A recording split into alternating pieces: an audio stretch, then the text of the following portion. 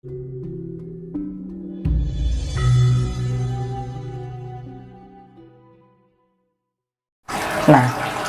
untuk Keraton Kidul ini sebenarnya memang banyak yang masyarakat itu kan umumnya ini kan awalnya dari keraton. Jadi yang masyarakat umum itu biasanya dia kan dengar dari kakeknya lagi. Jadi cerita turun temurun. Jadi banyak cerita akhirnya melebar. Jadi di Keraton Kidul itu memang sebenarnya Ibu Ratu itu kalau di keraton itu kami menyebutnya itu Gusti Kanjeng Ratu Ayu Kenconosari. Gusti Kanjeng Ratu Kenconosari. Iya. Jadi Kanjeng Ibu itu kenapa disebut Kenconosari? Karena lanjut. ya. Jadi kenapa Kenconosari? Karena Pantai Selatan itu dipercaya dari dulu adalah tempat penyimpanan dari harta-hartanya, emasnya Nabi Sulaiman. Jadi kenapa kalau di Jawa tuh ada sebuah kayak turun-temurun yang diajarkan, misalnya kalau kita mau belajar kesaktian kita harus menghadap ke utara. Kita berdoa menghadap utara, meditasi menghadap utara. Tapi kalau kita mau kemakmuran, rumah harus menghadap ke selatan. Selatan itu patokannya kepada kidul. Jadi sumber dari kekayaan dan lain-lain itu menghadapnya ke selatan. Nah, kalau dalam versi Mataram Islam agama, untuk selatan itu sebenarnya karena istilahnya Kanjeng Ibu itu adalah utusannya Gusti Allah yang menjaga dari harta yang diturunkan. Jadi kan semua rezeki itu turun ke tiap orang, tapi ada rezeki spot-spot besar yang diturunkan. Jadi selatan itu adalah tempat spot besarnya. Gitu. Oke, Kanjeng Budi. Terkait dengan apa tuh namanya keberadaan sosok Ibu Ratu Pantai Selatan gitu ya. Berarti selama panjenengan bertugas di situ memang sosok itu terbukti ada. Iya. Karena juru kunci itu, kalau untuk juru kunci itu dituntut untuk bisa ilmu dasar dari ilmu kejawaan, meraga sukma. Jadi Keraton Kidul itu tidak bisa kalau cuma dilihat dengan mata batin yang bisa menembus. Nah, itu tidak bisa. Tapi juru kunci harus keluar sukmanya menghadap ke ibu langsung. Jadi mereka tuh kan semua istilahnya kami ini dibekalin dengan tanda-tanda. Jadi kalau kami ada lencana. Jadi untuk masuk ke Keraton Kidul itu ada lencana. Kalau saya ditaruh di tangan kanan dengan biasa yang kayak kejawen dan lain-lain, mereka seperti buku, seperti pengenal yang diperbari per triwulan di dalam keraton.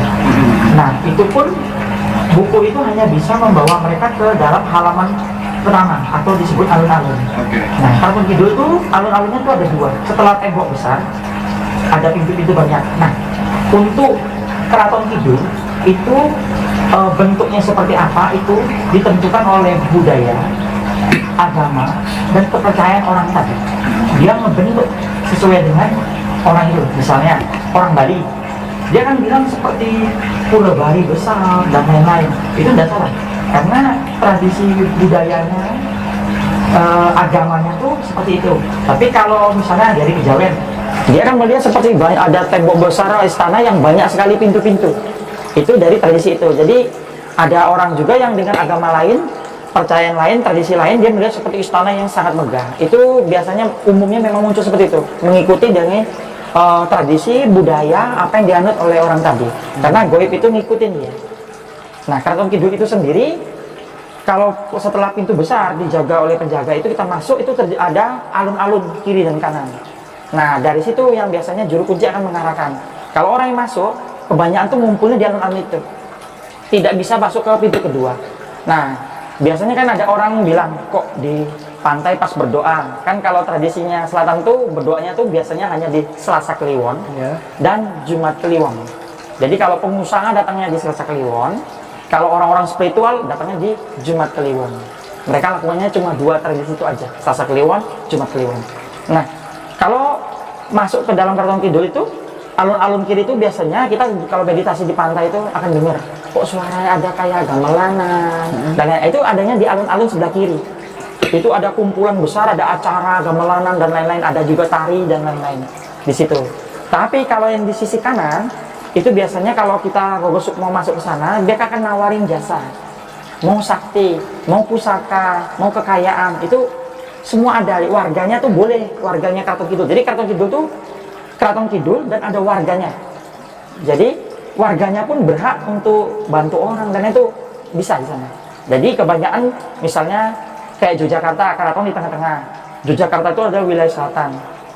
Nah, orang kadang minta ke orang pinternya di situ yang goib-goibnya, karena di sana seperti kita juga. Jadi ada masyarakatnya juga.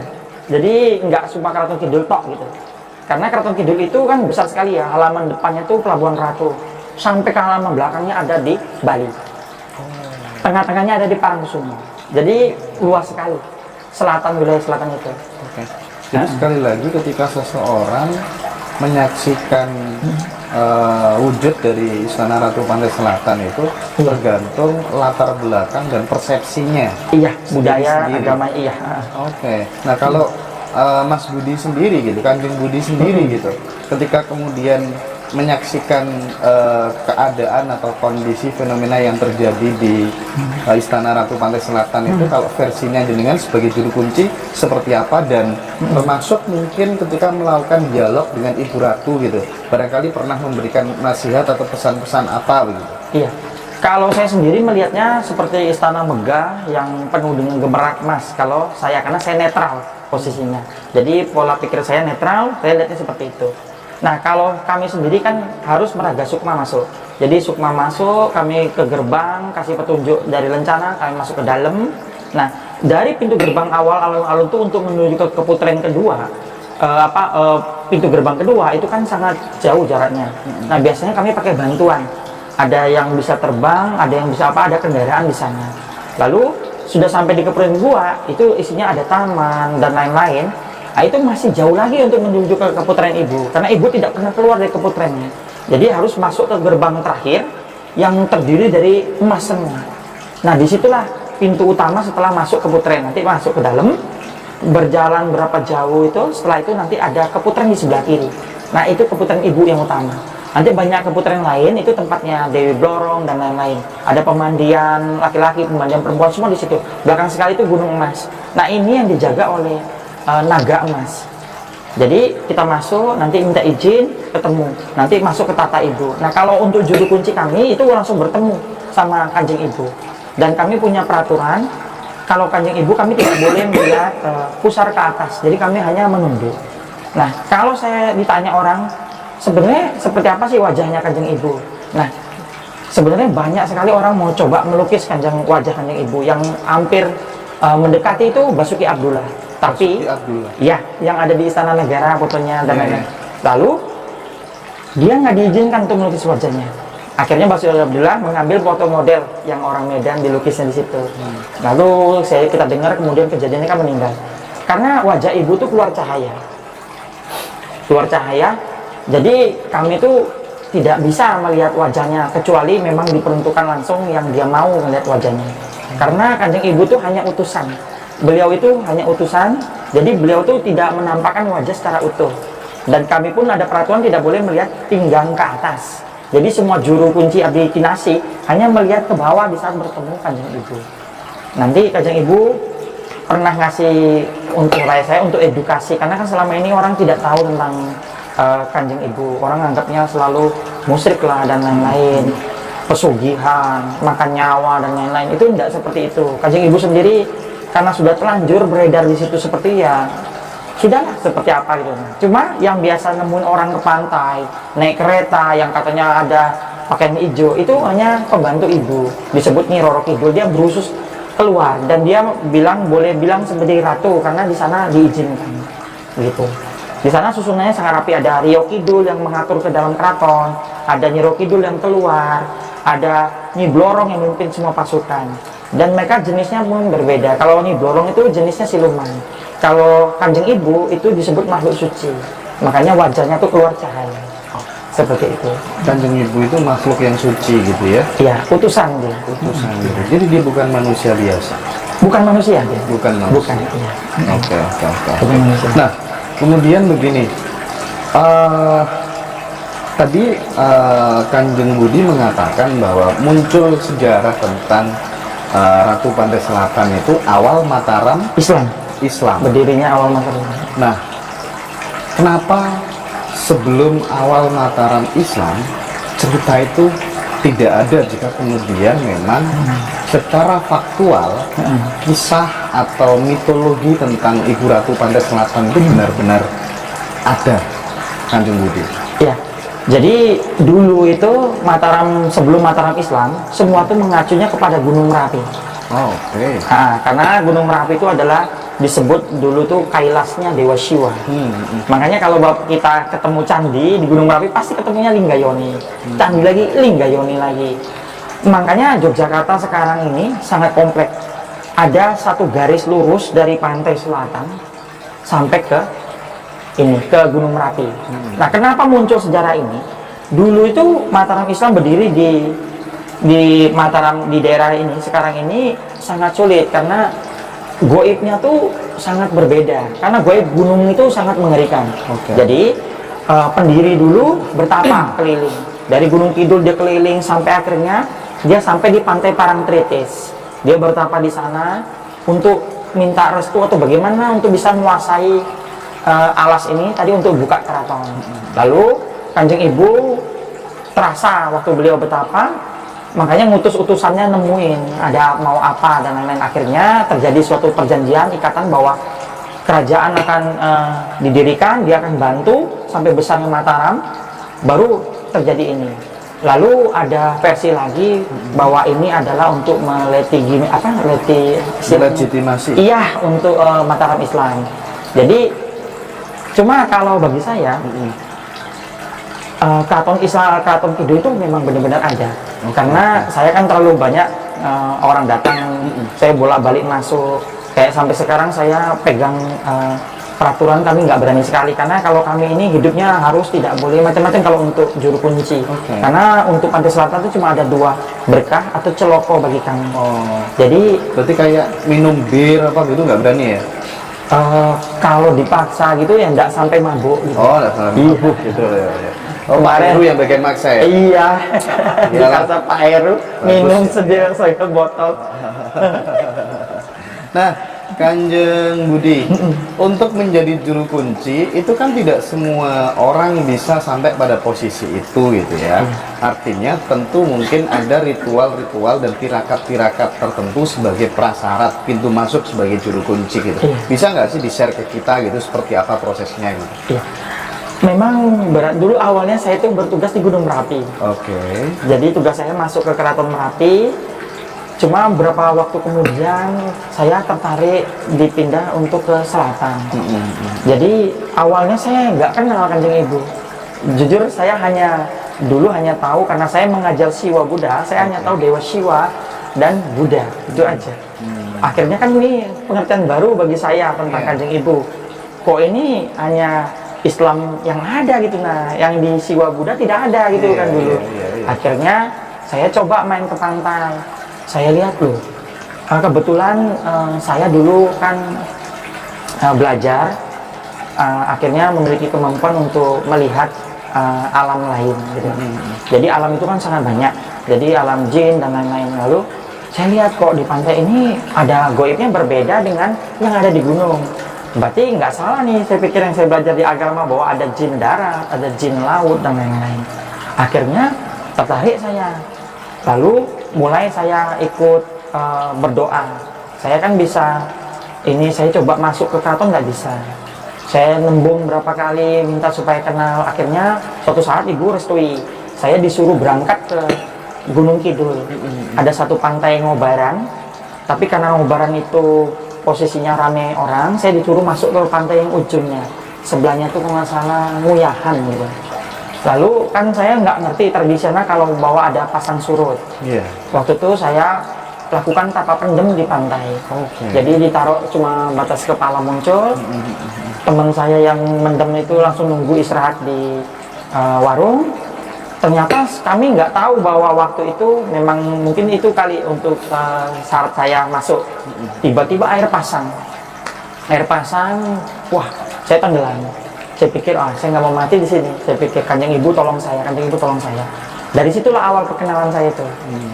Lalu Kanjeng Ibu ngutus dewinya, namanya Sekartaji. dia pakaiannya putih segala macam, akhirnya saya ditolong selamat, luka-luka semua, tapi saya selamat dari pantai itu.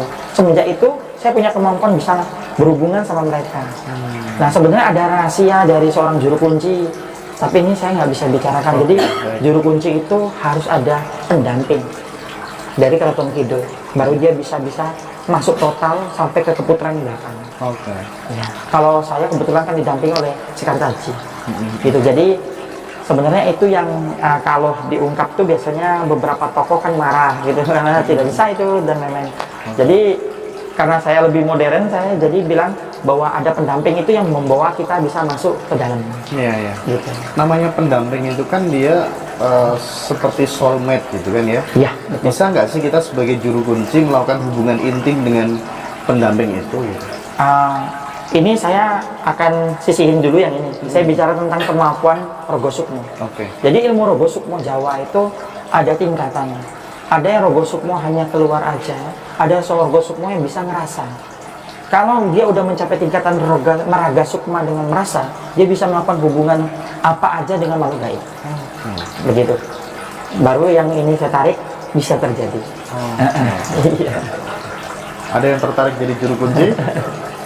Sebenarnya bukan juru kunci aja ya. Iya, Semua iya. orang yang melakukan membina diri bisa melepas sukma, bisa mencapai titik merasakan Oke. sukmanya, bisa merasakan, dia bisa melakukan apa aja. Oke. Bahkan merasuk ke orang lain. Pertanyaannya levelnya saya naikkan sedikit. Bisa nggak orang tertentu gitu ya, gus tertentu, pimpinan mursyid torikot tertentu gitu, melakukan hubungan intim itu dengan Bunda Ratu Kidulnya langsung? Kira-kira sebagai juru kunci, bagaimana tanggapan panjenengan? Apakah percaya atau itu sesuatu yang mustahil gitu? Kalau untuk Ibu Ratu sendiri tidak. Tidak. Tapi kalau untuk utusannya bisa. Oh, Jadi saya kasih tahu ini dulu. Ibu Ratu adalah penguasa tertinggi dari sana. Dia punya banyak sekali dewi-dewi Baik. yang boleh mengaku dia di luar. oh, memang diizinkan? Iya, memang seperti itu. Karena Kanjeng Ibu tidak akan keluar dari keputrennya. Makanya raja kami, Sinuhun Pakubono, itu ada satu tempat pertemuan khusus yang disebut Songgobuwono. Songgobuwono itu sudah tidak dipakai saat meninggalnya Pakubono, almarhum Pakubono 10. Oke. Jadi mereka masuk ke dalam situ, meninggalkan jasadnya di dalam situ, rohnya sukmanya baru masuk ke Keraton Kidul atau ibu sendiri datang ke sana. Nah, jadi Kanjeng Ibu itu utusannya, dewi-dewinya itu boleh mengaku sebagai Ibu Ratu. Makanya lebih dikenal di luar Nyi Roro Kidul adalah Ibu Ratu. Oke. Iya. Di sana banyak, ada Nyi Roro Kidul, Nyi Bloro, Nyi Rio Kidul, Nyi Purnamasari, Nurmalasari, Kumalasari, Mayangsari, Nogogeni, banyak sekali. Bajunya beda-beda, ada yang merah, ada yang putih, ada yang oranye, dan dia seperti itu. Sedangkan ibu sendiri bajunya yang biasa beliau gunakan warnanya deep blue, laut yang paling dalam. Pokoknya kalau Ibu Ratu tuh ciri khasnya tuh bukan kayak muncul ada kereta kencana gitu, enggak. Tapi kalau dia muncul selalu ada emban yang megang bokor. Itu selalu kemana ibu pergi dia tuh mendampingi. Gitu ya? Iya. Oke. Gini Kanjeng Budi, ketika kemudian kita mendengar banyak kisah gitu ya, ada bapak-bapak yang kemudian katanya menjadi kuli atau dipekerjakan di Istana Ratu Pantai Selatan selama berbulan-bulan dan kemudian bisa kembali ke dunia lagi, ke bumi lagi untuk melanjutkan kehidupan seperti layaknya manusia biasa begitu ya. Kisah-kisah seperti itu menurut Kanjeng Budi real, nyata bisa terjadi atau itu hanya cerita yang tidak bisa dipertanggungjawabkan gitu? Kemungkinan itu nyata bisa terjadi seperti itu. Soalnya saya pernah ngalamin yang Kanjeng Ibu kasih perintah bawakan uang ini ke sini. Saya kan nggak tahu, uangnya nggak ada, tapi saya cuma terima titah, bawakan uang ini ke sini jumlahnya. Saya hanya nunggu di rumah, tiba-tiba orang datang nganterin uang, jumlahnya sama dan saya antar ke sana. Jadi hal yang seperti itu pasti terjadi, karena hal ini aja gampang terjadi. Pernah dikasih emas banyak, maksud tuh koin-koin emas, itu disuruh buang ke pantai Ngobaran sekian. Enggak, itu cara memberitahunya Kanjeng Budi gimana ceritanya gitu? Kalau saya masuk ke dalam, saya masuk ke dalam kan ketika ada, sedang meditasi gitu. iya sukmanya keluar. Oke, sukmanya keluar. Supaya keluar. Jadi pokoknya kalau mau ngadep ibu tuh harus sukma keluar, bukan pakai ngelihat itu enggak. Oh, iya. Jadi Malam sukma hari kan? bebas. Kalau sukma keluar tuh bisa di waktu kapan saja. sambil ngobrol gini juga sukma bisa keluar. Biasanya orang-orang tertentu yang punya niat tertentu dengan ngobrol begini dia keluarkan sukma untuk mempengaruhi orang di depannya, itu juga seperti itu. Makanya ilmu Jawa tentang Raga Sukma itu luar biasa. Oke. Iya sih. Luas. Raga Sukma itu sebenarnya awalnya saya nggak percaya, cuman ada subscriber saya kan ya, yang dikerjain sama mantan narasumber saya lewat Raga Sukma itu kan ya, Iya. digauli lewat jarak jauh, Oh iya. dan terasa Betul. anjing nggak itu kira-kira. Memang jujur Pak, saya ini dari Pulau Nias. Saya dulu bekerja di Jakarta. Saya udah bekerja, lalu leluhur saya bilang, tinggalin semua pekerjaan, tinggalin semuanya, tirakat di tanah Jawa. Ternyata untuk mempelajari tentang Raga Sukma. Wah, itu saya dulu nggak ngerti juga Raga Sukma itu apa. Ternyata Raga Sukma itu sampai ada yang tingkat tertinggi itu dikuasai oleh Eyang Sultan Agung. Raga Sukma Metu Wujud. Karena beliau kan kalau sholat di Mekah. Iya. Nah itu yang disebut Raga Sukma Metu Wujud. Itu tingkat tertinggi dari Raga Sukma. Oke. Nah, saya tertarik ya. Mungkin terakhir ini segmen ini terakhir. Nanti obrolannya kita lanjutkan Oke. agak malam karena ini bakal seru banget ya. Oke. Nah, Kanjeng Budi saya tertarik tadi ya, perintah-perintah yang diberikan Kanjeng Bunda Ratu Kidul tadi kepada Kanjeng Budi pada saat Raga Sukma, dan itu kemudian terjadi real dalam kehidupan sehari-hari. Itu apa saja, bisa nggak di-share? Iya, misalnya contohnya begini, waktu itu Kanjeng Ibu bilang akan memberikan koin-koin dinar emas untuk dibagikan ke kiai, ke tempat tertentu, juru kunci, dan dilempar ke laut. Dan untuk saya sendiri hanya dikasih beberapa keping. Itu setelah saya bilang sendiko Gusti, saya keluar kembali ke itu. Saya tidak pernah pikirin bahwa ibu tidak akan bohong gitu. Saya hanya nunggu aja. Setelah 2 hari kemudian ada orang yang telepon, Kanjeng Budi, saya mau nganterkan ini karena saya dimimpiin, suruh bikin ini, saya mau nganter ke rumah. Saya tinggal terima, habis itu saya akan bagikan langsung ke mana yang tuju. Karena kan juru kunci itu kan hanya ada 2, berkah atau ciloko. Kalau kami berani bermain di situ, kami ciloko. Oke. Iya. Jadi akhirnya bagi selesai semua sesuai dengan jatah yang saya ambil buat saya. Seperti itu.